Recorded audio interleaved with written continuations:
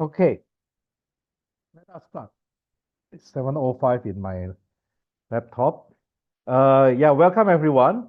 First of all, a warm welcome for all of you. If you are here for the open house, for the briefing for Logos and Cosmos initiative for East Asia, you are in the right room. So if you are comfortable and the situation is fine with you, can you turn on your video so at least we can see your face and yeah, at least we know that you are not the AI robot behind the scenes.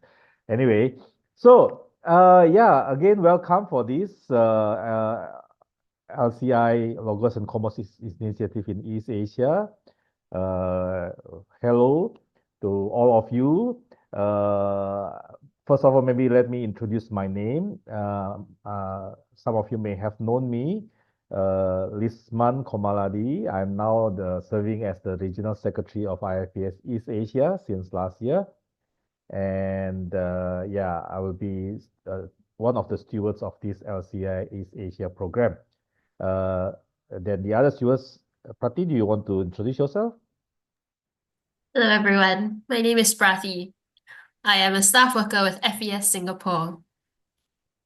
And I still see some people whose videos aren't turned on, like Gabriel and Rebecca. So it'd be great if you could turn your videos on.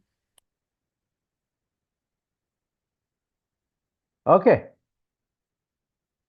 So for all of you, since there are around 13 of you, maybe we don't have well, there are 14 of you, much time to share individually because otherwise it will take a lot of time for intro. But maybe can you just type in the Zoom chat as also again is another as a one verifiable facts that actually you are a person.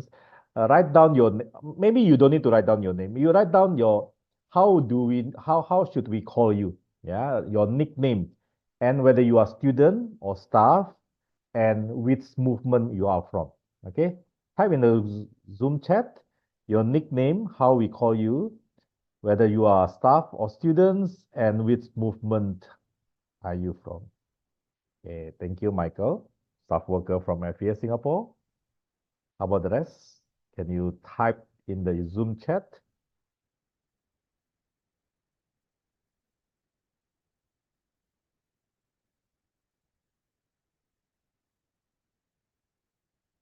Hello, Ivana, staff worker from Perkantas, Indonesia.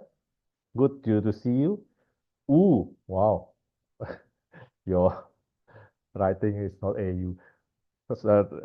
TCS, the GS of TCS Thailand. Becky, staff worker from FES Singapore. JC, staff worker from Perkantas, Indonesia. JC, from which city are you from? Napon, also staff worker from TCS Thailand. Fanti from Perkantas. Perkantas, which city of Indonesia are you from? Gabe, sounds like grape. Staff from Singapore, okay.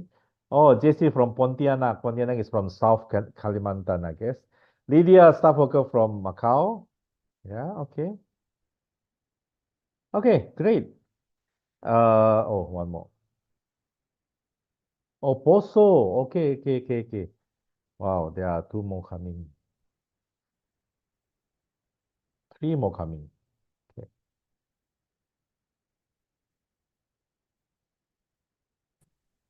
Okay, welcome for those who just joined.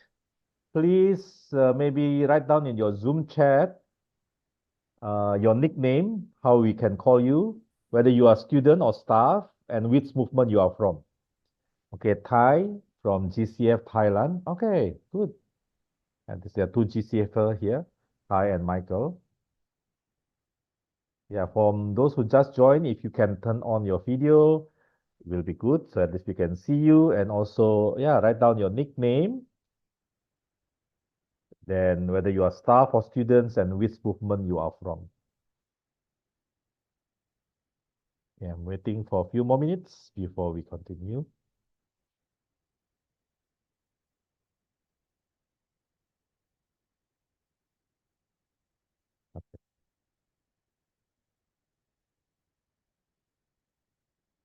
Okay, it's okay, Becky. Yo, GCF Malaysia, Eunice. Okay. Ryan from Tentena Poso. Okay. Oh, Vanti or Ryan. Oh, there are two. Okay, good. Poso is Central Sulawesi. Some of you may not know this. Okay, I think let us start. So again, what we will do today is I will introduce in the big pictures of what LCI and what LCI East Asia is all about. Then after that, I'll pass the time to Pratini that will share with you the nuts and bolts, the nitty-gritty details about this program. And of course, we will have time for question and answer at the end, so you can know how you or your students can really get involved in this program. So LCI, Logos and Cosmos initiatives is based on one understanding that, if I may quote from Abraham Kuyper, that there is not a square inch in the whole domain of our human existence, of which Christ, who is sovereign of all, does not cry mine. It means that we want to see our student, our campus ministry, there should not be any sacred secular divide, no sacred secular divide. And we want to see Christ is not just our Savior, but it's also our Lord, and He's also the Lord of all aspects of our life, including our study, including the way that the students' academic life. So it should be uh, challenging us to think how our faith or our even the gospel has anything to say to our study or our academic life. So that is the background thinking of the Logos and Cosmos initiative.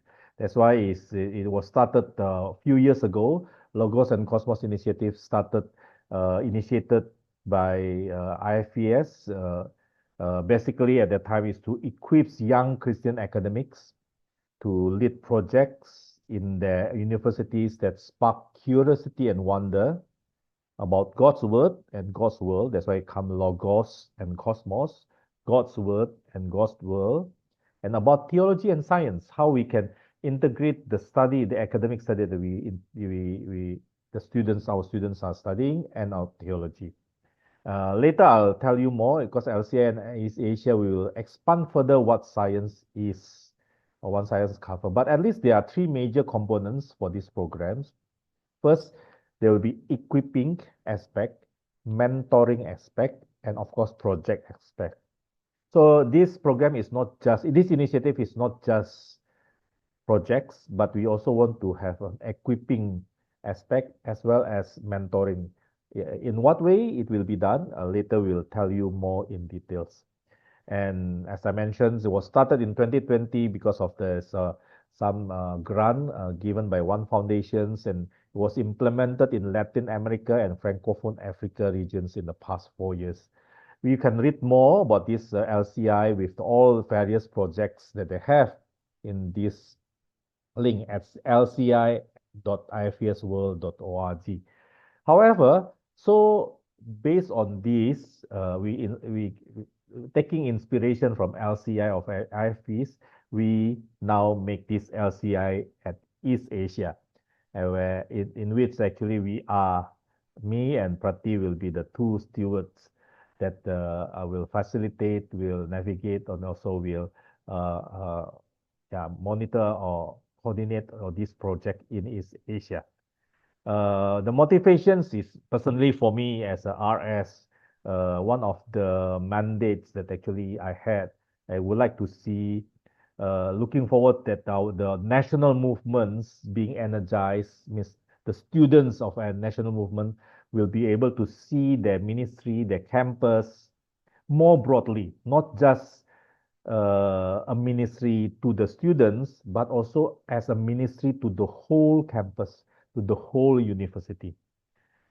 It means that actually we will build a community of learners, and eventually we will build the local church as well. So in LCI, there are some differences with the LCI East Asia. We will do some contextualizations. we will take the approach of a broader scope for science. Science is not just physical science, physics, chemistry, or natural science, but Prati will share further. This also encompasses many other aspects like even social science as well as humanities and arts. Prati will take care of more details of this. But also, one of the key difference is we would like to get more involvement of undergraduate students in leading or in facilitating the projects. We want the projects that we have has has something to do, has something relevant to the campus, to the CF, to the campus fellowships that the students are in. So if you look at the LCI projects, mostly are done by the postgraduates or staff, but we want that this one, LCI at East Asia is also is beyond, is more than that. Is we want the students to own, to make the projects relevant to the needs, to the situations, to the circumstances of their own campus. While still we retain the three major components. We will still have equipping components. There will be some webinars. We also provide local mentors for everyone, the projects that are approved, and of course the project itself. Okay, so these are basically the big picture of what LCI is in East Asia. Then let's get down to business, to the nitty-gritty details, including timeline, what you will get, and all other things that actually you need to prepare or expect. So I'll pass the time to Prati. I'll stop share. You Yes, will share please. from your own. Yeah. Okay. Okay, hi everyone. Give me a moment while I share my slides.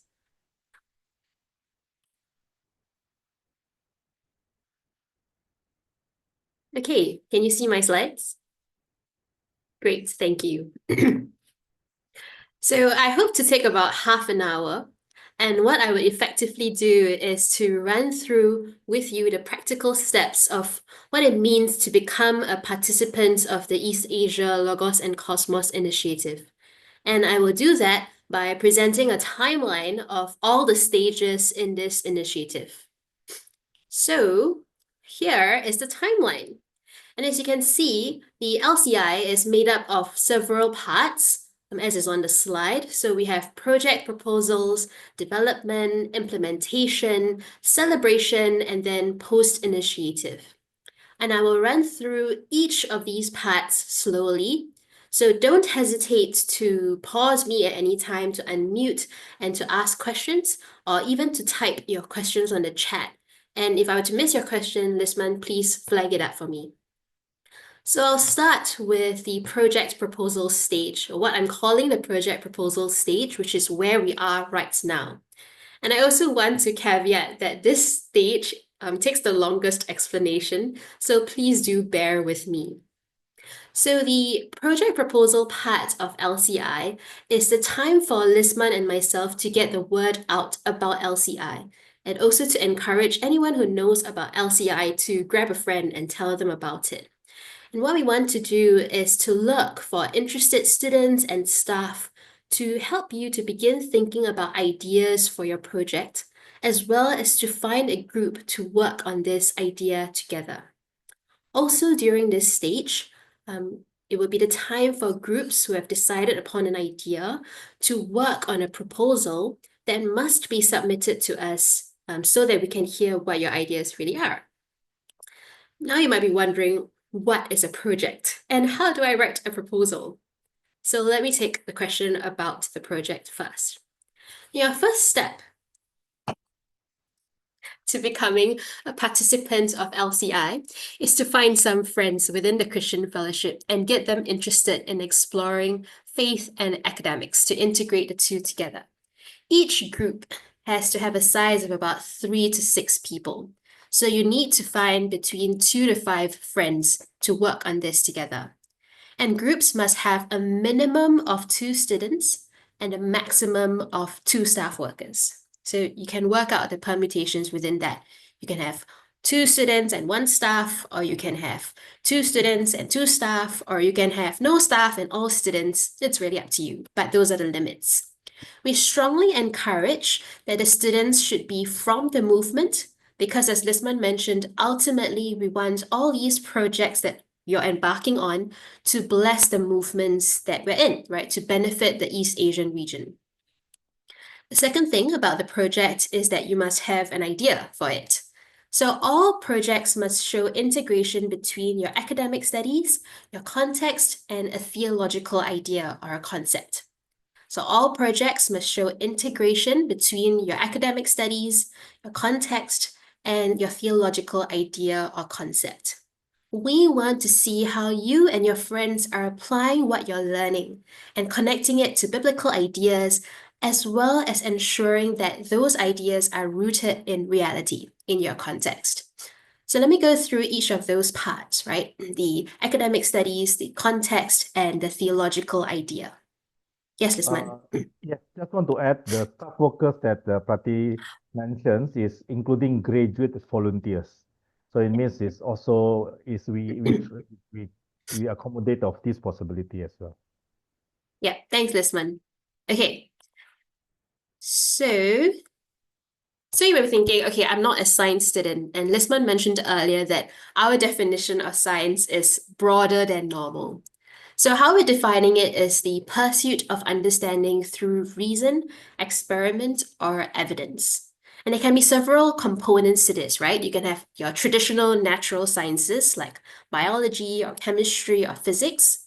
We can have social sciences like sociology or political science or psychology.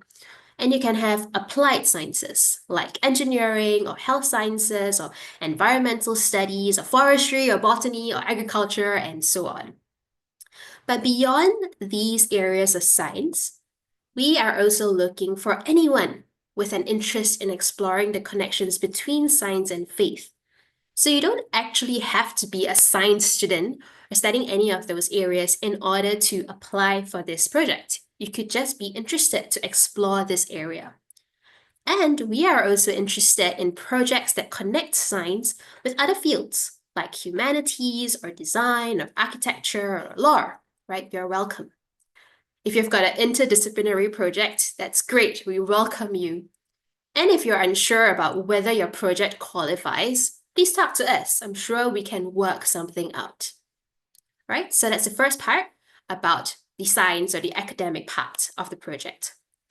The second important component of your project is your context, right? We want to ensure that all our projects are contextualized. Contextualized basically means that your ideas are based or rooted in the realities of your context. What's happening where you are, whether that's your campus or your local community or wider society or even your country. It would help to have a sense of what's going on in the place and the space that you live in. So you can ask questions like, what are the kinds of trends that young people are interested in? Or what are the conversation topics that are going on in the university or in your local community?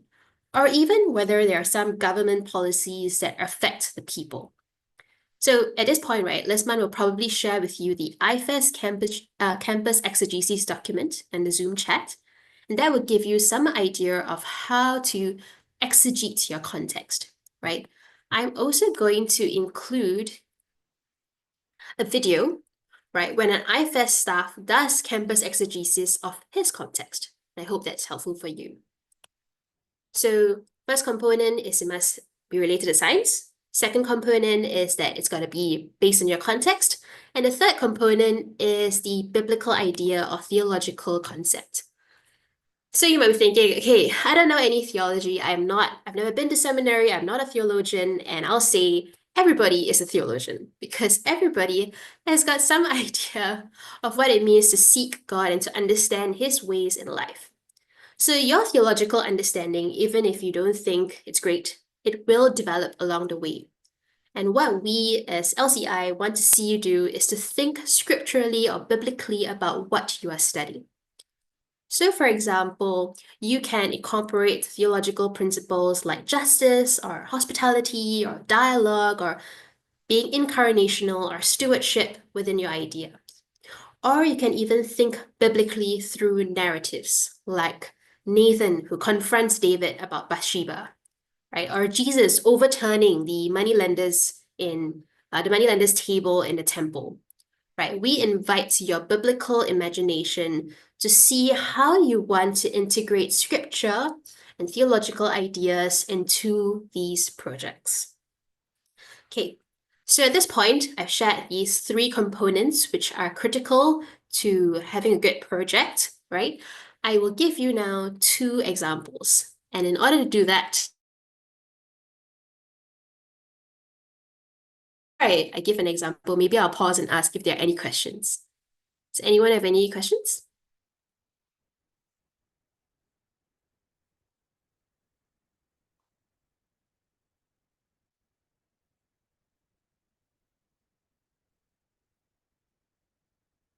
Okay, let me share the example then. So what I'm going to share with you is a video. Okay, it's not a video. It's a short clip of a young lady talking about beauty standards, and you will see why it's relevant in a short moment. So are y'all able to see this video? Okay. And hopefully you can hear the sound as well. Talk about the latest Korean beauty standards. Don't forget, you're all beautiful in your own way, so please watch for fun. In the past, Koreans preferred medium-sized natural lips, so things like gradient lips were very trendy. But now, everyone's trying to get that big, plump lips, so this standard has been a bit more westernized, and things like lip fillers are very trendy. Second, nose. Before, Koreans preferred really defined T-zone and unrealistically high nose bridge, which is hard to naturally be born with. But now, people have become more accepting of smaller and more rounded nose that complement your overall facial features. Third, height. Honestly, I don't like this one too much because I'm a very petite girl, but there has been an increasingly high emphasis on height. Even if you have a really pretty face, famous celebrities and idols will often get called out because they're just not tall enough. And in Korea, that standard is around 165 centimeters. Do you fit Korean beauty standards? Let's talk about the latest Korean beauty standards. Don't forget, you're all beautiful in your own. Okay, she speaks really fast, so I hope you caught what she was saying. Let me get back to my slides. Hang on, give me a moment.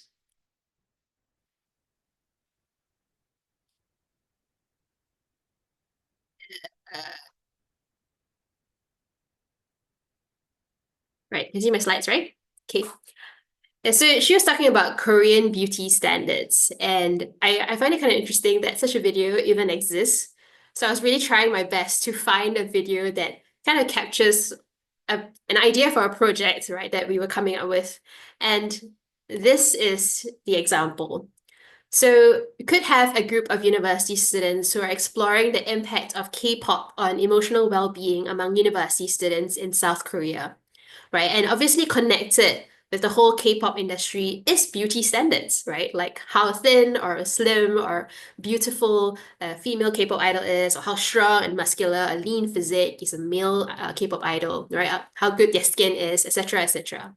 So this project wants to investigate the influence of K-pop on university students' mental health and identity formation, right? And they want to do that through conducting a survey or interview with different students from different universities in Seoul. And so they want to identify common trends and use this sociology theory or social identity theory to interpret the findings, right? So you can already see how this is contextualized, right? It's even relevant, and how it's applying an academic subject.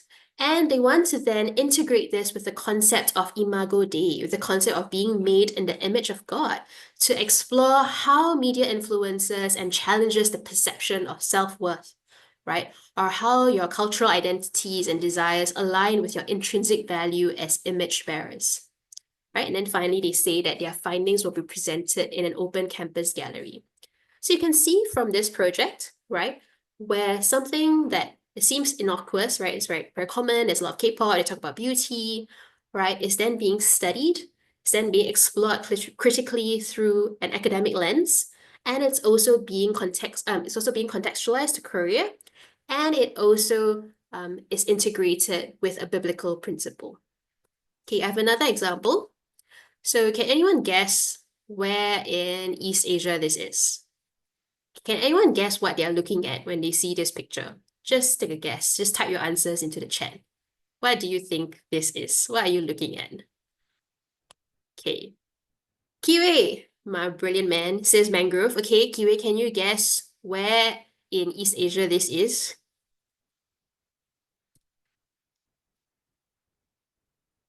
Singapore, East Coast has not got a plan. Anywhere else? If it's everything's in Singapore, Indonesia. Okay, I mean you can just keep guessing all the East Asian countries, I suppose. There's Japan. Okay. Anybody else? Okay, what is the state of this Chek Jawa? Okay, that's a place in Singapore. What does the state of this mangrove look like? Does it look like it's a healthy mangrove? No, okay, Wu is shaking his head, which is the correct response. So this mangrove picture is taken from Vietnam, right? And it shows the extent of damage on this particular mangrove that is important for their coast. Actually, all mangroves are important for coastal developments, right? And it's been impacted very significantly by shrimp farming, right? Because the shrimp industry is very significant, as well as by climate change, which has caused great waves to crash upon this mangrove forest. So for a group of Vietnamese students, right, an example of a project they could explore is stewardship and clean water access in rural Vietnam. So mangrove ecosystems are very significant. They are important as natural biofilters, meaning that they filter out the impurities in your water, they improve water quality, right? So the question could be asked, what is their role in water purification? And students want to then conduct site visits, collect water samples, and even analyze the pollution levels in this patch of forest. But that is then grounded in the biblical idea of stewardship, right? So not just the ecological idea of exploring what is the significance of mangroves in biosystems, right, and how that impacts communities, but also the theological idea of stewardship, right? Highlighting the call to care for creation and expanding what our ideas of neighborliness is. Okay, so you can see again how these three come together once again. So all of that, right, must then conclude in a written proposal, which would be submitted to us, Lisma and myself, by the 31st of March. Okay, and I want to highlight here very, very importantly that you can write and execute this project in your own language, in the language that you're comfortable with. So Lisman and I will do the work of translating it in order to understand. Okay, so you can write and execute the project in your own language and submit it to us. Now then you might be thinking, oh my gosh, I have to submit a proposal. That sounds terrible. Okay, but don't panic, right? The idea of a proposal is simply to see what you're going to do, like why you're doing this, how you plan to do this, how long is each part of the project going to take. So that's why we want to know how you're integrating your biblical perspective, your academic ideas, and whether you have awareness of your context. So you just clearly write what you're going to do, why are you doing it, how you plan to do it, and how long each part is going to take. Okay? Then show in your project proposal your integration of biblical perspective, your academic ideas, and how you have awareness of your context in coming up with this proposal. Then also, it would be helpful if your project is relevant and realistic. So for example, don't have a project that runs for 10 years and requires 100,000 USD to run. We cannot support you, even if your idea is brilliant. Okay. And also it would be bonus if it's innovative. If you've never heard of your project before, you've never heard of this idea, and you're like, wow, that's really intriguing and interesting. Okay. And we are here to help you. We want to see your project succeed. So we will release a template later on in the month, right? And next month, we intend to hold proposal writing workshops. So this is optional. If you and your group think you are able to write a proposal yourself, by all means, please go ahead. But if you think you need a little bit of help, then Lisbon and I are here to help you to run this workshop, how to write a proposal, as well as talk a little bit more about theological and contextual foundations. Once again, I stress it can be in your national or local language. After you submit, 31st of March, then Lisma and myself will review all the proposals that we receive, and we will consult experts as is necessary if we don't understand certain parts. And then we will award successful proposals up to $1,000 to fund and run your project. And so if you're successful, that moves you to stage 1. All right, so that was a lot of stuff that I said. Okay, I told you this was the longest section. So do you have any questions? You can feel free to type in the chat. Or unmute also can. Maybe I add a bit, 2 additional examples of the project, because some of you asked whether it's okay to have some social science, is like the issue of mental health and students also is possible because this is ongoing concerns. Or the issue of loneliness, hikikomori in Japan also can be also another interesting projects for students or even for staff workers to see what the theological principles behind. Just give you some other examples of the projects.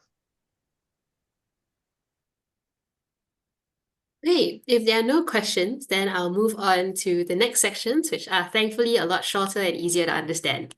So the first first stage, right? Development. So congratulations. At this stage, if you are here, it means that your project was successful. Right. So stage 1 runs from April to the end of May. Basically, this is the time by which we will announce the successful groups and reach out to the groups about the budget and our comments about your proposals. So also during this time, Lisman and I will identify and assign mentors who are suitable for each successful group project. Mentors are people who are more knowledgeable in the field of the project, right? And their job as a mentor is to walk alongside you throughout this entire initiative. Okay, so groups would thus spend this time from April to the end of May developing and refining their proposal with the guidance of these mentors. Additionally, right, remember how Lisman mentioned LCI is about equipping? So we would likely have some engaging the campus equipping workshops and also release resources, right? This is to help us have this missional and theological mindset in all the activities that we're doing for LCI. Okay, so remember that LCI is not just for your project group to take a project and run with it, but we really want to cultivate a learning community within and for the IFES East Asia movements. Okay, so these are the things that will happen during this stage. And there are some key dates that I will just note down here. So next month, February, either the 6th or the 21st, there will be a proposal writing workshop. 31st March is an important date in order to submit your proposal. 7th of April is when the results are released and we assign you your mentors. And the 14th of April is where we hope to hold a welcome event, where we hope to gather all the groups together, introduce you all to one another, and basically have this learning community. That's stage 1. Stage 2 is implementation. Stage 2 is the easiest stage to explain, but the most difficult stage to execute. Because stage 2, which runs from June of this year to February of next year, is basically the stage by which you carry out your projects. So this stage is where you carry out your projects with the guidance from your mentors, right? And we do hope to have a check-in event sometime in October, just to see how everybody is doing. We'll have this over Zoom, and we hope to connect with you all throughout. Okay, the next stage is stage 3, and that is the stage of celebration. So stage 3 is next year from March, sometime between March to May 2026. And at this stage, you basically report your findings. So this part of the project, right, it marks the end. It marks the end of the projects. And we call this a celebration because we want to celebrate the end of your research and to celebrate what it is that you've discovered and learned about the challenges that you were addressing, right? How did your project go? What did you discover? So to learn this, to learn what you discovered, and as also to ensure that we have material to pass on to future generations, we want each project group to write a report that highlights how their progress was and what their findings were. And all of that is going to culminate in this thing called the LCI Carnival Day, right? Think of it as a time to showcase your project findings and to hear from all the other groups about what they learned. We also want this Carnival Day to be open to all the East Asia movements and even the East Asian churches. So we want to invite the church to participate in the work that we are doing here so that they can be inspired and motivated as to what student ministry is like today and so that they can be blessed by whatever it is that the projects have discovered. The final part of LCI is the stage of post-initiative. So during post-initiative, Lisman and I would like to carefully select and put together resources so that they can bless the movements. So we would have your reports, right? But we want to translate the reports, both in terms of language. So if you've written it in whatever local language you have, we'll translate it into other language, right? Whether that's English or another language. So both in terms of language translation, but also in terms of translating that to either Bible studies or devotions or case studies that can be used by the different fellowships, right? So in case nobody's going to read an entire report, we want to translate that into material that can be used by the different movements to learn, right, about what has happened. Okay, and to also inspire and motivate them to integrate their faith within their academic study. And that would be from May to October of next year. Wow, I feel like I'm talking a lot. So yes, that is the entire timeline from this year, right? From now all the way until next year, October. And that was a lot of information. So I'm very glad that this was recorded because you can go back and refer to it in your own time. But for now, right, this period of time, take note of the 3 important things, which is to find friends, right? 2 to 5 friends to execute your project together, to have an idea for a project, right, that integrates these 3 components of academics, context, and theological idea, and to submit that in a written proposal to us by the 31st of March, 2025, just like 2.5 months from now. All right, do you have any questions? Again. Okay, just the last slide that I have is remember these dates. And if you're too shy to ask questions over Zoom, you can always Telegram or WhatsApp myself or Lisman. Or if you're too shy to directly tell us, you can just send it onto the Instagram page and we will respond to your queries with gladness.